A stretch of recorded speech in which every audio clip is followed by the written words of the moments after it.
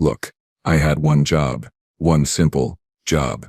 Monitor the maintenance schedules, ensure the equipment stayed functional, and absolutely, positively do not die in some horrific industrial accident.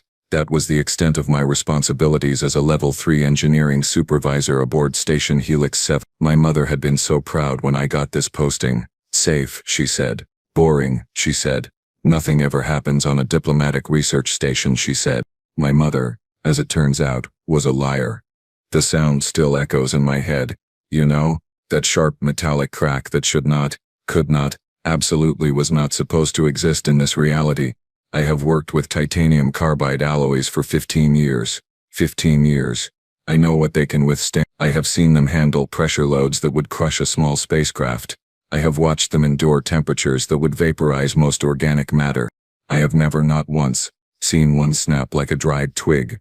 But that is exactly what happened 3 hours ago in Maintenance Bay 12, and I am still trying to convince myself that I did not actually witness it, that my 4 eyes somehow malfunctioned simultaneously, that the station's artificial gravity briefly spiked to catastrophic levels, that literally anything else occurred except what I actually saw, which was this. Lieutenant Vera Mawson Frost, human, female, approximately 1.7 meters tall and maybe 65 kilograms soaking wet, grabbed a stabilization bar with both hands and just broke it, clean snap, right down the middle, like it was made of candy. I need you to understand something here. These bars, these specific reinforced restraint bars, are rated to hold back a Chromag heavy assault mech during system failures. They are designed to keep 2-ton pieces of equipment from flying across the bay during engine malfunctions. The manufacturer's warranty literally states, and I quote, "guaranteed unbreakable under standard operational conditions." Standard operational conditions apparently do not include humans. She was not even trying particularly hard, which somehow makes it worse. I watched her face. All 3 of my focusing membranes locked onto her expression, searching for signs of extreme effort, pain, augmentation activation, anything that would explain what I was seeing. You know what I saw. Mild concentration. The kind of face you make when you are opening a jar that is stuck. A tiny furrow between her eyebrows. A slight press of her lips. And then, crack. The bar gave up on existence before she did. She said, looking down at the 2 pieces of military-grade alloy now dangling uselessly from her hands. Whoops, sorry about that, Krell. Guess it was defective. Defective. She called a piece of engineering that cost more than my annual salary defective, because the alternative, apparently, was admitting that she just broke the unbreakable through sheer casual force. That is not possible. I managed, my translator struggling to process the various sounds of distress my throat was producing. What is not possible? She tilted her head, those disturbingly forward-facing predator eyes blinking at me with what appeared to be genuine confusion. Oh, you mean the bar? Yeah, that is weird. Was it supposed to be load-bearing? I probably should not have pulled on it so hard. So hard. She called that pulling hard. My entire species cannot generate that much force with mechanical assistance, and this creature just described it as pulling hard. I pulled up my datapad with trembling manipulators and accessed her personnel file for the 4th time that day. Species human. Homeworld, Earth. Gravity 1.0 standard, which according to Galactic Council measurements was perfectly average. Physical classification. Baseline organic. No augmentation. No genetic modifications, no cybernetic enhancements. The file listed her strength rating as level 2. Level 2. That is the same classification as a Yixi administrator or a Pelian researcher. Species that need mechanical aids to open their own supply containers. Species that require assistance moving furniture. Species that definitely, absolutely, cannot snap military-grade restraint bars with their bare appendages. I think the problem might be with the installation, she said cheerfully, running her fingers along the wall panel. These bolts feel loose. Want me to tighten? I have got a multi-tool in my belt. No. The word came out louder than I intended. No. That is, I will handle it. Perhaps you should return to your duties. In a different section. Far away from anything structural. She gave me that look humans do when they think you are being weird but are too polite to say it. Okay. Sure. Let me know if you need help with the heavy lifting though. I do not mind. Heavy lifting. From the creature who just committed murder against an inanimate object. My datapad chimed. A message from Station Commander Voss. Report to Conference Room 3 immediately. Bring any documentation regarding human physical capability ratings. This is urgent. I looked down at the two pieces of the former restraint bar, still lying on the deck where Vera Mawson had set them down so carefully, as if she had not just shattered my understanding of material science. If the humans had been understating their capabilities this dramatically, if sweet, helpful Lieutenant Frost who baked cookies for the night shift was capable of this, then what else had we gotten wrong? What else could they do? And why did I suddenly feel like updating my resume and requesting a transfer to literally anywhere else in the galaxy, preferably somewhere without human? Conference room 3 was packed, which should have been my first clue that this situation had escalated beyond a single broken restraint bar. Commander Voss stood at the head of the table, all 8 of his appendages twitching in what I recognized as barely contained agitation. Around the table sat Security Chief Taram, Medical Officer Quinn, Logistics Director Benton, and at least 6 other department heads, all wearing expressions ranging from confusion to outright alarm. "Thank you for coming on such short notice," Voss began, his voice carrying that particular tone of forced calm that leaders use when they are absolutely panicking internally. "We have a situation that requires immediate attention and complete discretion. Krell, please describe what you witnessed in Maintenance Bay 12. So I did. Every detail. The bar, the snap, the casual way Vera Mawson had done it. By the time I finished, half the room was staring at me like I had grown an extra head, and the other half was nodding with disturbing familiarity. "That tracks," Taram said, pulling up his own datapad. "I have been compiling reports for the past 2 weeks. 47 incidents of unexplained equipment stress, 15 cases of damage to items rated above human capability thresholds, and 9 complete system failures that coincided with Lieutenant Frost providing, and I quote, helpful assistance. 47 incidents. My broken bar was not even unique. She moved a cargo container yesterday," Logistics Director Benton added, his antennae drooping. "The XC40 model. Those weigh 400 kilograms empty. I watched her push it across the bay because she said it was blocking the walkway and looked inconvenient. She moved it 6 meters by herself, without equipment. The blast door," someone else chimed in. I turned to see Junior Engineer Plex, who looked like she had not slept in days. Section 7. 2 weeks ago, the hydraulics failed during a drill. That door weighs 800 kilograms. Vera Mawson held it open for 6 minutes while we evacuated the corridor. 6 minutes. I timed it. She said her arms were getting a little tired. A little tired. After holding up 800 kilograms, for 6 minutes. Medical Officer Quinn cleared his throat. I pulled Lieutenant Frost's medical files. Standard baseline human. No augmentation. No genetic modifications. No cybernetic enhancements. Her last physical examination showed completely normal results for her species. Slightly below average muscle mass, actually. Below average, Voss repeated slowly. Below average, Quinn confirmed. According to human medical standards, she is not particularly strong for her species. The file notes that she failed to meet the strength requirements for the combat divisions during her military assessment. They classified her as support personnel specifically because of her, quote, limited physical capabilities. I felt something inside my thorax twist painfully.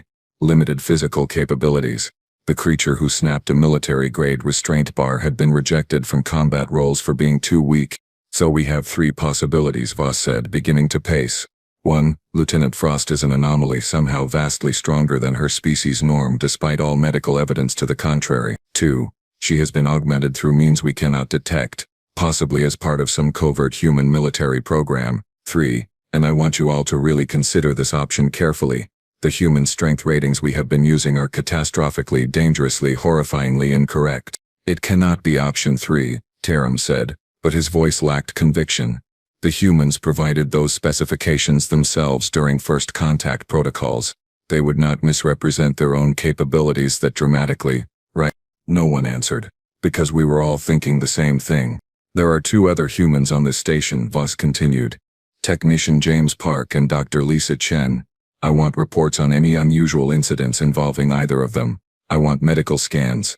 I want strength assessments using our equipment, not human-provided data, and I need to see the security footage from every single incident involving Lieutenant Frost." He turned to face us fully. "Because if this is not an isolated case, if this is what humans actually are, then we need to reevaluate every safety protocol, every equipment rating, and every job assignment on this station." "She bakes cookies," I heard myself say. She brought me snickerdoodles last week because I mentioned I was stressed about the inspection. That does not change the fact that she can apparently break our infrastructure with her bare hands, Voss replied. Get me that footage. Now. Security Chief Tiram dimmed the conference room lights. This footage spans the last 3 months since Lieutenant Frost arrived on station. I have organized it chronologically.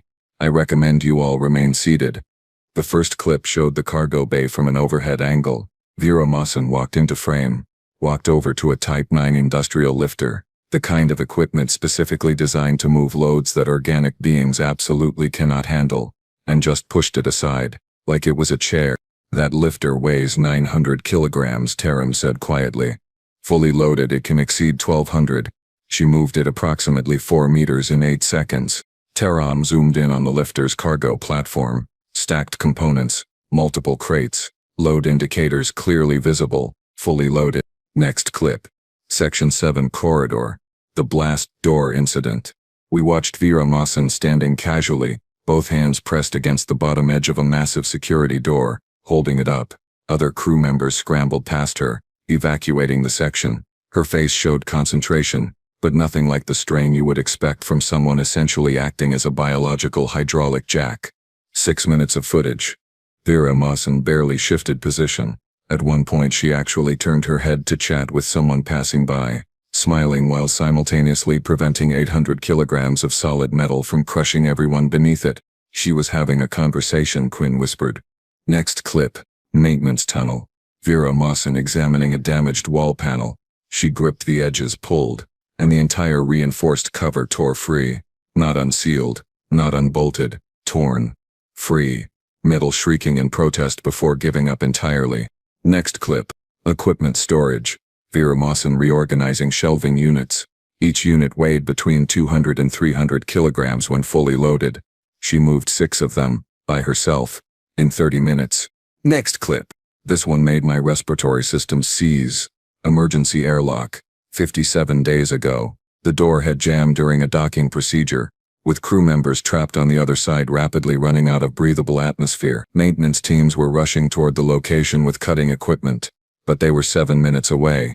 Vera Mawson was there in 90 seconds. We watched her assess the situation, check the door controls, confirm they were non-functional, and then, without hesitation, without calling for backup, without using any tools whatsoever, she gripped the airlock's emergency release handle and pulled. The handle was not designed to move. It was designed to be opened with a plasma torch during catastrophic system failures. It was solid durasteel, welded into the locking mechanism. Vera Mawson pulled, her face going slightly red, her muscles visibly straining for the first time in any of the footage, and the handle moved. Then the locking mechanism moved. Then the entire airlock door ground open, metal screaming against metal, and 4 crew members stumbled out gasping. Vera Mawson stood there breathing heavily, examined the bent handle in her grip, and said, guess I do not know my own strength sometimes. Sometimes. She did not know her own strength sometimes. How? Voss said, his voice strangled. How did they classify her as level 2? How did humans submit documentation to the Galactic Council stating that their species has average physical capabilities? I pulled the human species application, Quinn said. Submit during first contact 42 years ago. Physical capability assessment moderate. Strength classification comparable to Yuxi and Pelion baseline. Threat level minimal to none. Threat level minimal, Tiram repeated. We just watched her rip open a jammed airlock with her bare hands. If she is weak for a human and she can do this, then what can an actual strong human do? I asked. The silence that followed that question was profound. We all stared at the screen, frozen on an image of Vera Mawson wiping her hands on her uniform after bending solid durasteel, smiling at the rescued crew members. She looked so harmless, so friendly, so utterly, completely, catastrophically capable of destroying everything around her apparently by accident. The humans had sent us their documentation. They had told us what they were capable of. They had filled out every form, submitted every specification, provided every data point required by council protocols, and somehow, some way, they had gotten everything catastrophically, terrifyingly, impossibly wrong.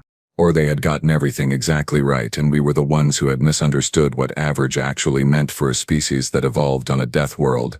Vera Mawson sat in the chair across from Commander Voss, looking perfectly comfortable and monumentally confused. Am I in trouble? She asked, glancing around at the assembled department heads who had strategically positioned themselves near the exits. You are not in trouble, Lieutenant Voss said. We simply need to clarify some information regarding your physical capabilities. Vera Mawson blinked. My what now? Your strength, Quinn interjected. Specifically, we need to understand how you are able to perform feats that should be, according to all available data, completely impossible for your species classification. Tarim activated the display screen. The cargo bay footage played. Vera Mawson watched herself push a 1,200-kilogram lifter across the floor. All that, she said, relaxing. Yeah, it was blocking the loading zone. I just moved it real quick before the supply ship docked. That equipment weighs over a ton, Benton said carefully. 1,200 kilograms. You moved it by yourself. Vera Mawson nodded slowly. Right, okay, but it was on wheels? Like I was not lifting it, just pushing. The wheels made it pretty easy. The wheels are designed for motorized guidance systems, Benton continued. They have resistance brakes. They require mechanical override to move at all. Huh. Vera Mawson studied the footage again. Well, I mean, it did move, so I guess the brakes were not engaged. You might want to have maintenance check that. Voss made a sound somewhere between a laugh and a wheeze. The blast door incident. The footage played. Vera Mawson holding up 800 kilograms of security door for 6 minutes. Oh yeah, that was scary, Vera Mawson said. I was really worried we would not get everyone out in time. My arms were getting super tired by the end there. I was afraid I might drop it. Super tired, Quinn repeated faintly. Yeah, like I definitely felt that the next day. Sore shoulders and everything. Lieutenant Frost, Voss said. Do you work out weight training, strength augmentation programs? Vera Mawson actually laughed. Nee, no way. I mean, I try to hit the station gym maybe once a week if I remember. But honestly, I am pretty lazy about exercise. I am not really the fitness type, you know. My friend back on Earth, Rachel, she is super into powerlifting, goes to competitions and everything. Now she is strong. I am just like regular. Regular. She said regular. Your friend Rachel, I heard myself say. The one who does powerlifting. How much can she lift? Oh, at her last competition she deadlifted 270 kilograms, I think. She was pretty happy about it. Working her way up to the 300 club. Vera Mawson smiled proudly. She has been training for years though. Real dedicated. The room went silent. And you consider yourself not very strong, Voss said slowly, compared to her. Well, yeah. Rachel is a competitive athlete. I am just, you know, me. I actually failed the physical strength requirements for combat roles when I enlisted.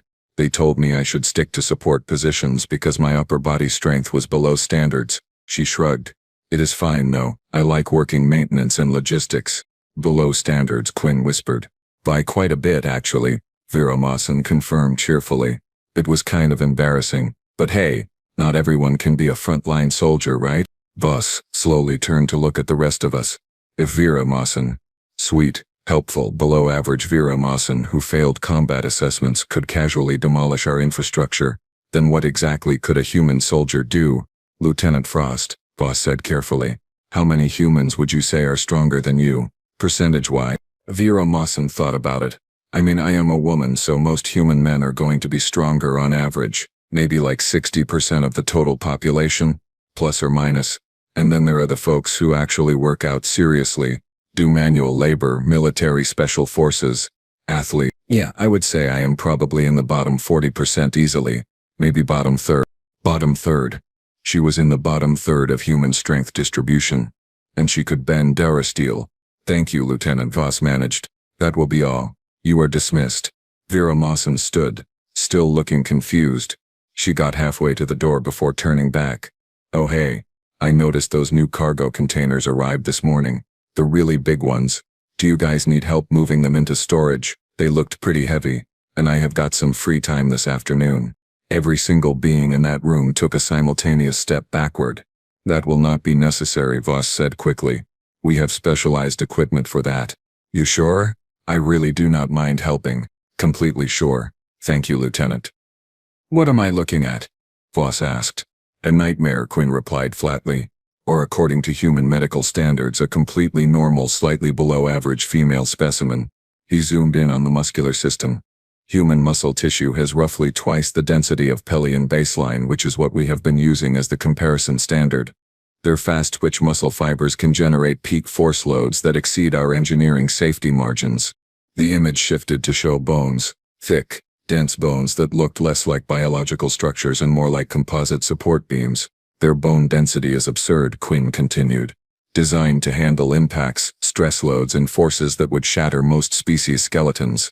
They have a healing factor built into the bones themselves. If they break one, which apparently happens during their recreational activities, it grows back stronger than before. Stronger. They have bones that learn from damage. Recreational activities, I repeated weakly. Sports, they call it. Quinn pulled up another image. But here is where it gets truly disturbing. Redundant systems. Humans have 2 of almost everything vital. 2 lungs, 2 kidneys. Even their brain has 2 hemispheres that can partially compensate for each other if one is damaged. They are built with backup organs as standard equipment. Why would evolution produce that level of redundancy? Taram asked. Because their planet tried very, very hard to kill them, Quinn said, pulling up a new file. Earth, Gravity 1.0 standard, which we classified as average, but I went back and checked the actual measurements. Their standard is our standard because they were the comparison baseline during first contact. Every other species operates at 0.7 to 0.9 Earth gravity. Humans evolved in conditions we would consider high-gravity training environments. The display shifted to show Earth itself. Atmosphere contains 21% oxygen, which supports high metabolic activity. Weather patterns include violent electrical storms, rotating air columns capable of destroying structures, frozen precipitation and temperature swings of 40 degrees in a single day. Seismic activity, volcanic activity, and every surface predator evolved right alongside them in an arms race that lasted millions of years. Persistence hunting, Benton said suddenly. I found references to it in the human cultural database. They did not chase prey by being faster. They chased it until it collapsed from exhaustion. They can run for hours, days, some of them. They just keep coming until everything else dies from fatigue. The room went very quiet. So let me make sure I understand this, Voss said slowly. Humans evolved on a high-gravity death world, developed redundant biological systems to survive it, and their primary hunting strategy was to simply outlast everything else through sheer endurance. And Vera Mawson, who we just established is below average for her species, can bend durasteel and hold up blast doors. So what can an actual human soldier do? Quinn pulled up a file. According to human military records, their special forces operatives can carry over 60 kilograms of equipment, march for 20 kilometers, engage in combat operations and then do it again the next day. For weeks, their heavy infantry soldiers wear powered armor. But the interesting thing is they do not need it for strength augmentation. They need it because their own bodies can handle loads that would crush the servo systems in our combat mechs, and the armor is actually limiting them for safety reasons. Safety reasons, Taram echoed. They have to limit their own soldiers to prevent them from destroying their equipment. Human standard-issue rifles have recoil compensators that would hospitalize most Galactic Council species, Quinn continued. Humans consider it mild discomfort. Their close combat training includes techniques that assume the soldier can break bones, rupture organs and disable opponents with bare hands, not as a last resort, as standard procedure. Voss made a gesture of negation with several appendages at once, and we classified them as level 2. Minimal threat. Quinn closed his files. The real answer to your question, Commander, is this. We did not misclassify humans. They classified themselves, honestly and accurately according to their own standards. The problem is their standards were developed on a planet that makes our high-gravity training facilities look like recreational spas. What they consider average, we consider impossible. What they consider weak, we consider superhuman. And what they consider strong. He did not finish the sentence. He did not need to. The new safety protocols arrived on my datapad at 0600 hours. Emergency revision, human physical capability reclassification and equipment safety standards update. Every piece of equipment on Station Helix 7 now carried a secondary rating labeled bright orange and impossible to miss. Human accessible or human restricted. The restricted category included 93% of our structural components, all security doors, most cargo handling systems, and anything described as reinforced unbreakable or load-bearing. The official memo contained the following phrase: human strength classifications have been recalculated. Previous level 2 rating rescinded. New classification: catastrophically underestimated. Exercise extreme caution when assigning physical tasks to human personnel. Catastrophically underestimated. Someone had actually typed those words into an official Galactic Council document. Within 48 hours, Vera Frost had become a station legend. The story had grown in the telling. Some versions had her lifting cargo ships. Others claimed she had torn a hole through a bulkhead with her bare hands. Vera Mawson herself remained completely, blissfully oblivious to the panic she had caused. She still showed up for her shifts on time, still brought cookies to the night crew, still volunteered to help with anything that needed doing. The difference was that now, every single time she volunteered, whoever she was talking to suddenly remembered an urgent appointment somewhere else. I was updating equipment labels in Storage Bay 5 when I heard her voice behind me. "Hey Krell, how's the recalibration going?" I did not jump. My species simply has very reactive nervous systems. The fact that I cleared 30 centimeters of vertical distance was purely physiological. "Lieutenant Frost," I managed. "It is going well. Almost finished here." "Cool, cool." She rocked back on her heels. "So, I saw those new cargo containers arrived. The big ones from the supply run. I was thinking, if you guys need help getting them into storage, I have got some free time after my shift and I really do not mind." "No." The word came from at least 7 different crew members simultaneously. I turned to see that Storage Bay 5 had suddenly become very crowded, every single being present having taken 3 synchronized steps backward the moment Vera Mawson finished her sentence. We looked like a choreographed dance troupe, a very terrified choreographed dance troupe. Vera Mawson's face fell. "Oh, okay." "I just thought, they looked heavy, and I could save you guys some time." "We have specialized machinery," Voss said, appearing in the doorway. "Very specific protocols, very new protocols, very strict protocols that absolutely require mechanical assistance only. No organic personnel, especially no human personnel. Especially no assistance needed because we have machines, which are sufficient." He was babbling. Commander Voss was actually babbling. Vera Mawson looked between us, clearly trying to understand why everyone was acting so weird. "All right then," she said slowly. "Well, if you change your minds, just let me know. I will be in my quarters doing some reading." Quietly, without touching anything structural, she left, and the collective sigh of relief probably altered the bay's atmospheric pressure. "She knows," Taram said quietly. "She definitely knows something is up." "Good," Voss replied. "Maybe she will stop trying to help." She would not stop trying to help. I looked down at my datapad, at the updated safety protocols, at the orange warning labels I needed to apply to approximately 3,000 pieces of equipment, and I opened my personal files to the document I had been updating over the past week. Resume. Current, polished and ready to transmit to any station, outpost or deep space facility that had one critical qualification: no humans. My mother had said this posting was safe. Boring. Nothing ever happens on a diplomatic research station. Well, Mother, I have news for you. I have spent the last week learning that humans are barely contained natural disasters who classify themselves as friendly and helpful while accidentally breaking everything they touch. I have watched footage of a woman who considers herself weak, casually violating multiple laws of physics.